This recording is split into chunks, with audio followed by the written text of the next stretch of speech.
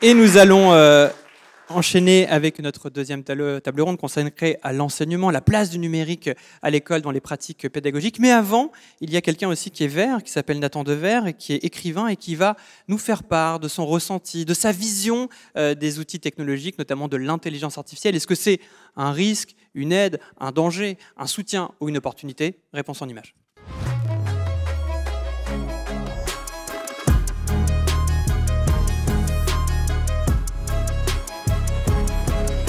Alors récemment, on a vu avec l'apparition de ChatGPT énormément de métiers dits intellectuels, écrivains, journalistes, etc., prendre peur de voir qu'une intelligence artificielle pouvait penser, pouvait produire du texte aussi bien, voire mieux qu'un certain nombre d'individus humains. Moi-même, quand ChatGPT est sorti, j'ai voulu faire l'expérience. Et il y avait un mail que je devais écrire à un ami avec qui on s'était une petite brouille, et je ne savais pas très bien comment le formuler. Il était dans un coin de ma tête depuis plusieurs jours, je ne savais pas écrire. Et donc je le demande à ChatGPT, je lui explique en quelques mots la situation, je lui dis que je veux un mail où je m'excuse sans m'excuser, tout en, enfin, quelque chose d'un peu subtil, et il l'écrit formidablement bien. En 10 secondes, il trouve les mots que je n'avais pas trouvés depuis plusieurs jours, presque une semaine. Face à une telle situation, il y a deux analyses et deux réactions qui sont possibles.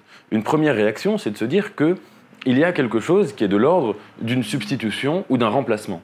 Et ce n'est pas tout à fait faux. C'est-à-dire qu'en effet, on a pu croire pendant longtemps que l'esprit, l'être humain avait le monopole de l'esprit. Et que l'esprit était, si vous voulez, le royaume métaphysique à partir duquel l'être humain pouvait imposer son privilège, sa distinction sur l'ensemble du monde et de l'univers. Et on est en train de découvrir, de la même manière qu'on a appris avec la révolution industrielle au XIXe siècle, que l'homme n'a pas le monopole de la main, et que la main est mécanisable, eh bien on découvre que l'esprit qu'on prenait pour une énigme, l'esprit qu'on prenait pour une sorte de brume, de nuée, l'esprit en fait est quelque chose qui est mécanisable. Alors ça, je comprends que ça puisse faire peur. Mais pour ma part, je pense que cette peur, on doit vraiment la dépasser pour comprendre que ce qui est en train de se passer, c'est pas du tout qu'on va être remplacés, nous les écrivains, nous les auteurs, absolument pas. Mais que nous sommes confrontés à une sorte de défi pour que notre écriture soit beaucoup plus humaine qu'elle ne l'était. Je vous donne un exemple.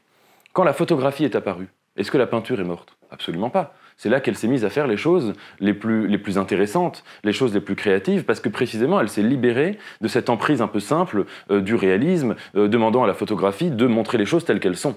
Et à partir du moment où la photographie s'en chargeait, la peinture a pu vraiment expérimenter tout ce qu'elle n'avait pas pu faire jusqu'alors. Il me semble qu'on est dans quelque chose d'un peu analogue avec l'écriture. C'est-à-dire qu'à partir du moment où l'écriture simple, l'écriture entre guillemets sujet, verbe, complément, l'écriture pour délivrer des informations, à partir du moment où cette écriture-là, n'importe quel logiciel peut s'en charger à peu près aussi bien et faire l'illusion, eh bien, c'est me semble-t-il, une incitation, ou plutôt même une invitation, à ce que notre écriture aille vers d'autant plus de singularité, d'autant plus d'originalité et d'irréductibilité.